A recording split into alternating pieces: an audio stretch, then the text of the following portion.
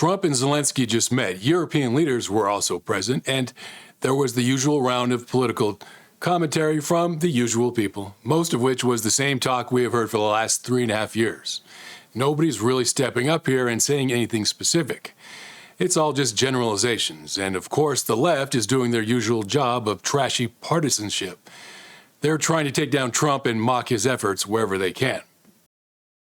But I'd like to do something different here. Let's leave behind the generalizations and get down to specifics. We're going to talk about why Putin is really at war with Ukraine. I'm going to show you maps, give you proof.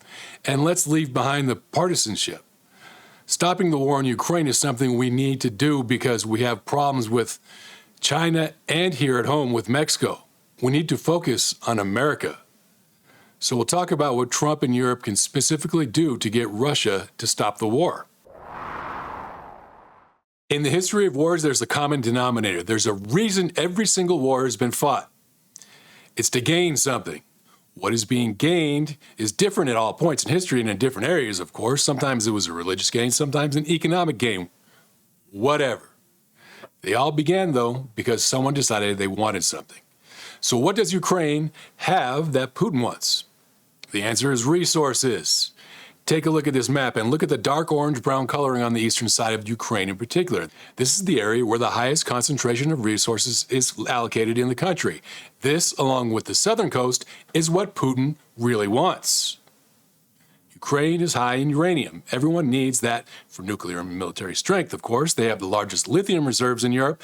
Everyone is scrambling for those for electric automobile production. They have a large scale of rare earth minerals for high-tech production. 7% of the world's reserves of titanium. It's one of the very few countries in the world where people can actually mine titanium. Ukraine is somewhere around the world's third largest supplier of agriculture, depending on the resource. Russia can definitely use all of that food. And finally, they're the second largest producer of liquid natural gas in Europe, all while Putin's gas lines go through Ukraine. You can see for yourself how they run right through Ukraine and into Europe as well. Now look at this map of Russia's conquest of Ukraine to date. This is from the Institute for the Study of War. Take a look at the eastern portion of Ukraine. Again, the dark pink-orange area. This is where Putin has focused his efforts. For the last 3.5 years, Putin has been worried about the eastern portion of Ukraine down to the south. Not Kyiv, not northwestern Ukraine. Someone please tell me how mainstream media misses this. This is an obvious pattern. Is it really that hard to Google and think? And I gotta tell you what, this is why we need independent media so much. We can't trust mainstream media with much of anything these days. Here's the map side by side. You can see the correlation for yourself. This is not a coincidence. Putin has been targeting the eastern section for resources, and those resources will bring him more control, money, and power over Europe. At the same time, it will bring Russia more independence. Kyiv is an afterthought. Sure, he might want it later. Who knows? Time will tell. After these negotiations, too, we'll see things more clearly. But up to now, he's been laser-focused in the East for the last 3.5 years, and that says everything. The pseudo-intellectual class of mainstream media commentators now, they are clowns. They're trying to tell us Putin wants Ukraine because of the history, as if Putin is some type of professor of history dictator. They should be wearing baggy outfits and juggling pins while they are talking. Putin doesn't give a flying bleep about Ukraine's history. The pseudo-intellectuals are also trying to tell us that Putin is obsessed over Ukraine not having NATO membership. I mean, yeah, he cares about it, okay? And he's even on record admitting, but it's not his primary motivation for going to war. It's not an overriding concern. He's not going to risk global censorship and have all eyes on him and start a war because of NATO membership. Having a European military on his border is no more menacing than having a European military stationed just outside of Ukraine. It's the 21st century. That border isn't the only one that is vulnerable to attack there in Russia. He also has Finland to deal with, then possible considerations at his southern border, and an attack from the east in Siberia. That just wouldn't be that hard to orchestrate. NATO at the border was a 20th century concern. That was a time when militaries, missiles, jet fighters, bombers, all the other things that you see today, they simply weren't as developed back then. Times have changed. Today, we can be honest, I'm sure it would be more comfortable for Putin to not have NATO on his border, but like I said, it's just not his main concern. There's a much bigger picture at play. That bigger picture is money, power, and independence. That's what Putin really wants. The strategic acquisition of highly sought-after resources from Ukraine will enable him to get the money, power, and leverage over Europe, all while growing his economy, thereby propelling Russia further into the global power conversation, with the added bonus of increasing Russia's independence from American sanctions. I made a video of this too, by the way, if you want to check it out, right up there. You see, in the past, Russia was a net importer of food and things necessary to survive. Ever since 2010, Putin, along with Medvedev, has been working to make Russia a net exporter of agriculture, oil, and other things in the neighborhood. He wanted independence, and he succeeded. He collaborated with China, and now they buy oil and agriculture from each other. They cooperate economically, and BRICS grew stronger. The bottom line is Russia now has the freedom from sanctions that Russia wanted, because they can feed themselves and supply their own energy. The pseudo-intellectuals, you know what? They still aren't done. In the face of being absolutely wrong, they're also trying to tell us that the U.S. should increase sanctions and choke out Putin. Like I said, sanctions don't have their intended effect anymore. BRICS is in place, China is too big, and Russia and China are collaborating. The only country that suffers from sanctions in this scenario is India, and that's why they're currently complaining. And since we're here, Trump knows all of this too. He has to balance all this out with what Europe and Zelensky want, then add in what America wants, while he deals with Putin and gets Russia what they want. It's a tough position to be in, and he does a pretty good job. And speaking of tough positions to be in, now let's talk about the second part of this video. Let's figure out what's going to happen and what can be negotiated and what should be negotiated.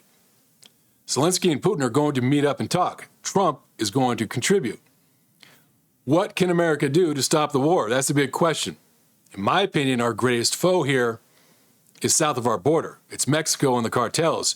Sheinbaum is the biggest problem we have, far and away. We need to get our own resources directed at the right place, here at home. So what can we do in Ukraine to wrap it up and get out of there?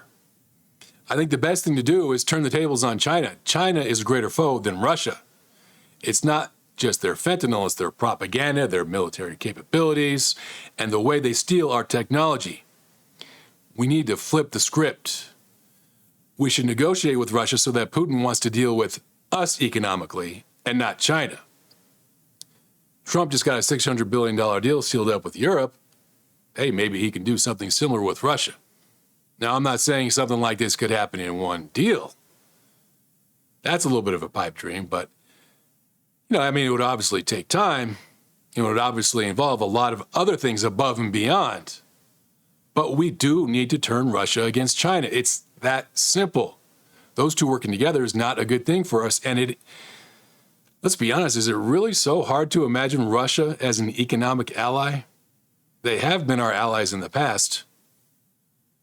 I mean, come on now. We don't have to be best friends. International relations dictates that. Generally speaking, whenever you have an economic partnership with anybody, they're not your best friend anyways. It's a what have you done for me lately situation. But imagine the combination of America, Europe, Israel, Japan, Australia, and Russia working together economically. There's a ton of benefits. And imagine what that would do to the Middle East. That would completely change things. Now add in the resources of Ukraine. Yeah, I'm pretty sure Zelensky would like that.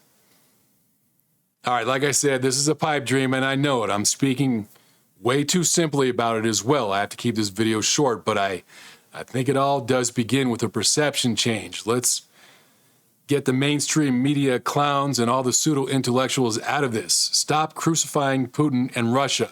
It doesn't mean we have to be pro-Putin in Russia. It just means we need to change the perception and think about them as an economic ally. So forgive him and get Russia involved economically. Get Russian citizens aware of American freedoms. Let's introduce more propaganda into Russia. I'm sick of seeing Russian propaganda over here. Let's get the European military bolstered in the process. Shut out China in the ways we can. Put our focus back into America and our own border, please. Now, I'm not saying this is going to happen. I just think a perception change is where it starts.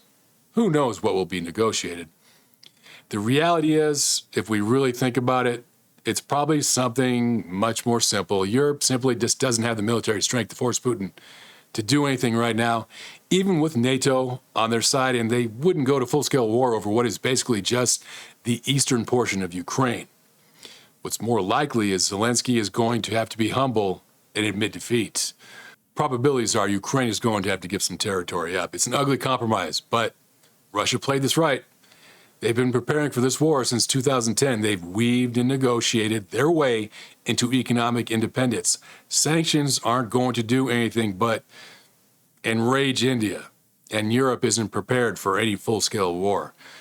We have better things to do here in America. We have the most corrupt country and the most evil president on the planet right now, south of our border. We need to focus there and get out of Ukraine. Personally, I can't speak for you.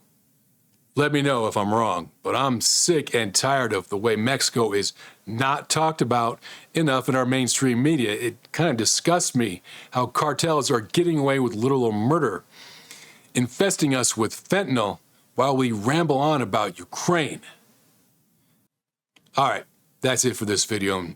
But I did want to say one more thing. If you made it this far, I just wanted to say thank you for watching. And I just wanted to be crystal clear about something. I'm not pro-Putin or pro-Russia. I don't want anything to get twisted. I just try to be honest about situations. I'm a realist. And I'm not really pro any politician, if I'm perfectly honest. I think they're servants of the people, and they should answer to us. I know that rarely ever happens.